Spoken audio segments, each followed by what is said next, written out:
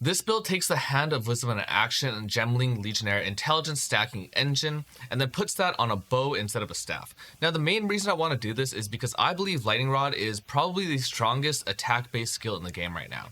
Now in and of itself, especially when paired with Lightning Arrow, it's already pretty good, but the thing is Lightning Rod can actually be triggered by spells.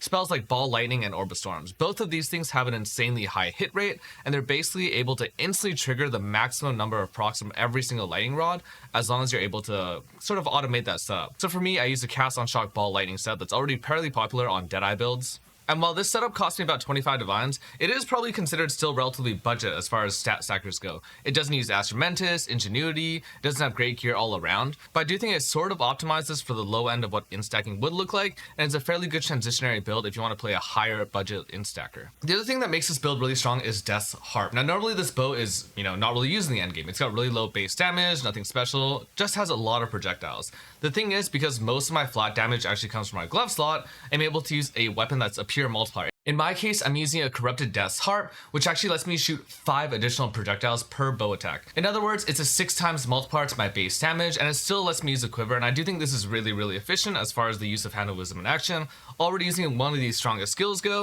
and then having a gigantic multiplier on top of that. So I have a really quick write-up of this on Mobalytics. I think it pretty much covers everything I need to do. And it only has, in my opinion, 2 mandatory uniques, Death's Harp and Hand of Wisdom in action. Now, Black Sun Crest is really strong, and so is Warrior Invictus. I mean, both these things are really great for just getting, percent more attributes. But good rares can outpace this, and even, especially at the lower end, if these things are expensive, especially this, then a chest is probably just going to be a better option. And I'm poor right now. I haven't really thought about what the high end of this build looks like yet, because after Vine Arrow got nerfed, I kind of played Quinn's build for like 2 days, and it was just not a good time. And yeah. So actually, this setup's actually been going around for a long time now. Just like Hand of Wisdom action in general. I'm surprised it hasn't been nerfed because like I've seen a lot of Russian creators been playing this for about 2 weeks, which is pretty crazy. Yeah, as far as this goes, I actually like to have projectile speed on the quiver because I don't play Lightning Arrow or Ice Shot. I just want to simplify my builds. I like to make them one button, and all I use is Lightning Rod.